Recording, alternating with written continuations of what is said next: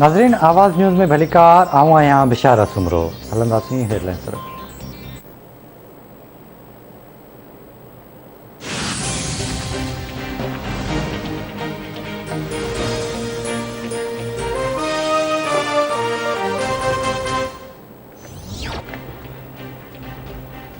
पाक फ़ौज हुकूमत सां गॾु बीठल आहे। अफ़गान सदर अशरफ गनी सां सुठा लाॻापा आहिनि।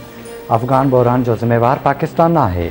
सदाईं चयो आहे त अफ़गान मसइले जो हल फ़ौजी न आहे। अफ़गानिस्तान में अमन सां पाकिस्तान खे वॾो फ़ाइदो थींदो। अफ़गान सफ़ीर जी धीउ जे मौक़िफ़ में तज़ाद आहे। अफ़गान सफ़ीर जी धीउ चवे थी खेसि अगवा कयो वियो, पर फुटेज में अफ़गान सफ़ीर जी धीउ पाण गाॾी में आराम सां वेहे थी। पाकिस्तान सदाईं भारत सां अमन जो ख़्वाहिशमंद आहे, पर भारत पाण अमन नथो चाहे। भारत सलामती काउंसिल जे ठहराइण जी भञकड़ी कई। वज़ीर आज़म इमरान ख़ान जूं इस्लामाबाद में अफ़गान सहाफ़ियुनि सां ॻाल्हियूं।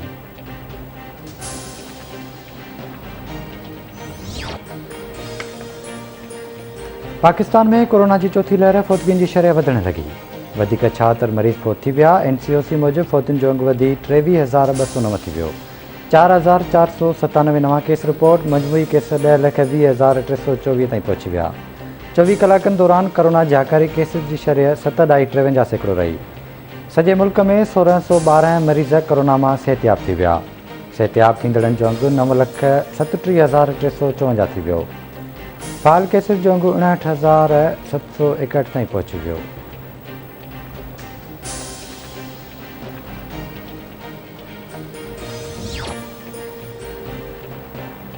आज़ाद कश्मीर कानून साज़ असेंबली जे तक LA 16 बाग जे चइनि पोलिंग स्टेशन्स ते पोलिंग जो अमल जारी। इंतिज़ामिया तरफ़ां चइनी पोलिंग स्टेशन्स खे हसास तरीन करार ॾिनो वियो। सिक्योरिटी जा इंतिज़ाम सख़्त कया विया। 400 पुलिस एहलकार ऐं कमांडोज़ मुक़ररु।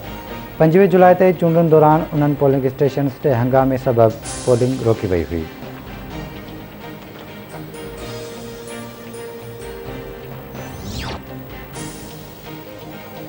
तहरीक इंसाफ़ जे पंजाब असेंबली में मेंबर नज़ीर चौहान जी गिरफ़्तारी ते तरीन ग्रुप जो सख़्तु रद्दअमल।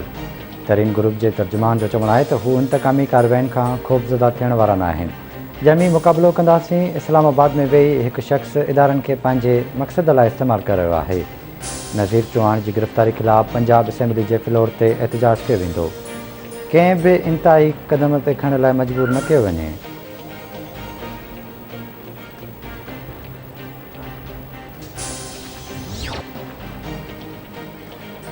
नवाबशाह में अवामी शिकायतुनि ते ज़िले इंतिज़ामिया ऐं सिंध फूड कंट्रोल अथॉरिटी जी टीम जूं सिहत लाइ हाञेकार खीर विकिरो कंदड़नि दुकानदारनि ख़िलाफ़ कार्रवायूं। खीर जा केतिरा ई दुकान सील करे ॾंडु लागू कयो वियो। सिहत लाइ हाञेकार 100 लीटर खीर बि ज़ाया कयो वियो।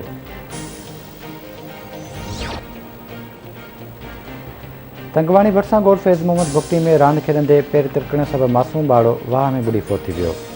ॿारड़े हसन अली भुगटी जो लाश घर पहुचण ते कोहराम अची वियो।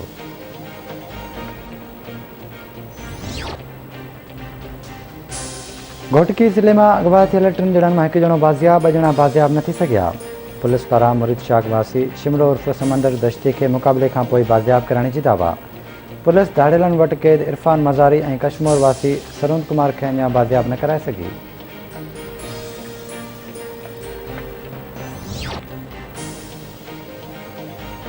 शादी लार्ज बाईपास ते 2 ॾींहं अॻु कार ऐं मोटरसाइकिल में टकर जे नतीजे में ज़ख़्मी थियल नौजवान फ़ौत थी वियो।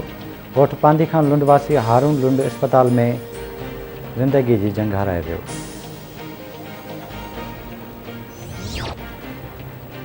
ऐं सिंध में हिकु भेरो ॿीहर पाणी जी खोट पैदा थियण जो ख़दशो, आबादगार परेशान। गुडू बैराज वटि सिंधु दरिया में पाणी जे वहिकरनि में तेज़ीअ सां लाथ अचण जो सिलसिलो जारी। गुडू वटि मथां वहिकिरो 1,55,088 क्यूसेक ऐं हेठां वहिकिरो 1,12,638 क्यूसेक रिकॉर्ड कयो वियो।